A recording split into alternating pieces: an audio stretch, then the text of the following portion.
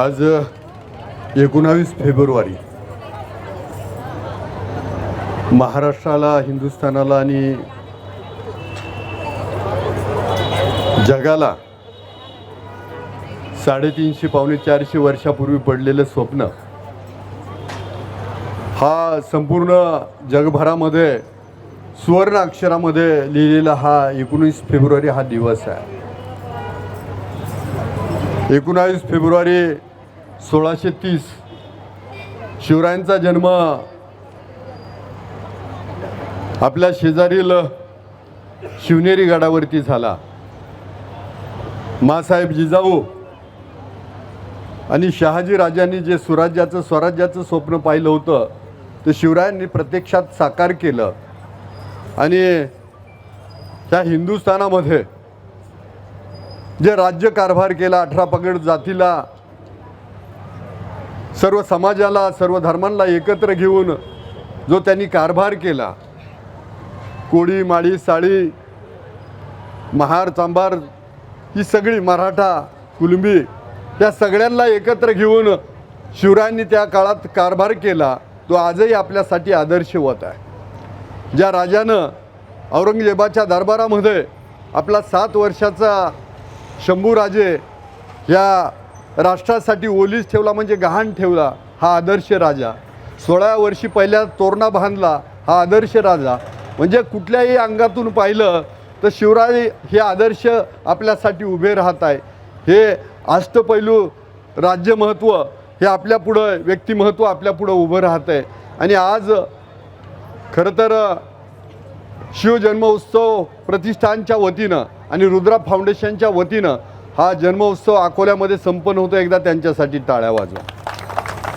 आज सकाळपासून आम्ही अकोल्यामधील कार्यक्रम केले, पट्ट्या किल्ल्यावरचे कार्यक्रम केले, आदिवासी भागामध्ये कार्यक्रम केले. सगळीकडे शिवजयंतीचा कार्यक्रम अकोले तालुक्यात जसा चालू आहे तसा महाराष्ट्रात, देशात आणि जिथं जिथं आपले भारतीय आहेत, ज्यांना शिवरायांचा अभिमान आहे, तिथं तिथं ही शिवजयंती संपन्न होते आहे.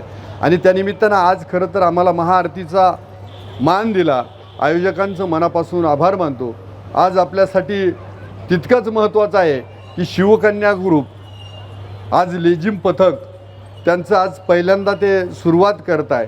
मला वाटतंय की आजचा अकोल्याच्या इतिहासात एक महत्त्वाचा दिवस लिहिला जाणार आहे की एक महिलांचं लेझिम पथक, तेही शिवकन्या ग्रुप या नावानं हे लेझिम पथक सुरू होतं आहे. एकदा जोरात टाळ्या वाजून त्यांना प्रतिसाद देऊया. आणि आमच्या अकोल्याच्या नारी सगळ्यात भारी. म्हणजे मी या सगळ्या भगिनींना अनुभवतोय की नवरात्राचा उत्सव असू द्या, नाही तर कुठलाही कार्यक्रम असू द्या, आमची स्पोर्ट अकॅडमी जिल्हा परिषदेच्या जरी खेळ असले तर तिथं पण एकदम सुंदर. आणि आता स्नेहसंमेलनं चालले, तिथं पण त्यांचं वाखाणण्यासारखी म्हणजे कारकीर्द आहे, त्यांचं कर्तृत्व आहे. आणि आज खरं तर सगळ्यांची मानसिकता आज आम्हाला तुम्ही लेझिम खेळताना पाहायचे आहे.